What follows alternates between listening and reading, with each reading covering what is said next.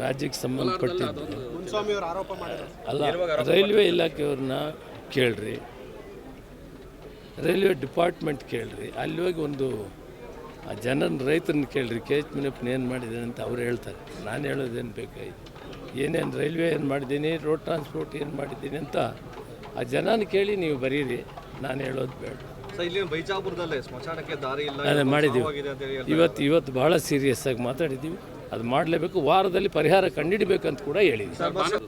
ರಾಜ್ಯಕ್ಕೆ ಸಂಬಂಧಪಟ್ಟಿದ್ದು ಮುನ್ಸ್ವಾಮಿ ಅವರು ಆರೋಪ ಮಾಡಿದ್ರು. ಅಲ್ಲ, ರೈಲ್ವೆ ಇಲಾಖೆಯವ್ರನ್ನ ಕೇಳ್ರಿ, ರೈಲ್ವೆ ಡಿಪಾರ್ಟ್ಮೆಂಟ್ ಕೇಳ್ರಿ, ಅಲ್ಲಿ ಹೋಗಿ ಒಂದು ಆ ಜನನ ರೈತರನ್ನ ಕೇಳ್ರಿ, ಕೆ ಎಚ್ ಮುನಿಯಪ್ಪನ ಏನು ಮಾಡಿದ್ದಾನೆ ಅಂತ ಅವ್ರು ಹೇಳ್ತಾರೆ. ನಾನು ಹೇಳೋದೇನು ಬೇಕಾಗಿತ್ತು, ಏನೇನು ರೈಲ್ವೆ ಏನು ಮಾಡಿದ್ದೀನಿ, ರೋಡ್ ಟ್ರಾನ್ಸ್ಪೋರ್ಟ್ ಏನು ಮಾಡಿದ್ದೀನಿ ಅಂತ ಆ ಜನನ ಕೇಳಿ ನೀವು ಬರೀರಿ, ನಾನು ಹೇಳೋದು ಬೇಡ. ಇಲ್ಲಿ ಬೈಜಾಪುರದಲ್ಲೇ ಸ್ಮಶಾನಕ್ಕೆ ದಾರಿ ಇಲ್ಲ, ಅದೇ ಮಾಡಿದ್ದೀವಿ. ಇವತ್ತು ಭಾಳ ಸೀರಿಯಸ್ ಆಗಿ ಮಾತಾಡಿದ್ದೀವಿ, ಅದು ಮಾಡಲೇಬೇಕು, ವಾರದಲ್ಲಿ ಪರಿಹಾರ ಕಂಡುಹಿಡಿಬೇಕಂತ ಕೂಡ ಹೇಳಿದ್ವಿ.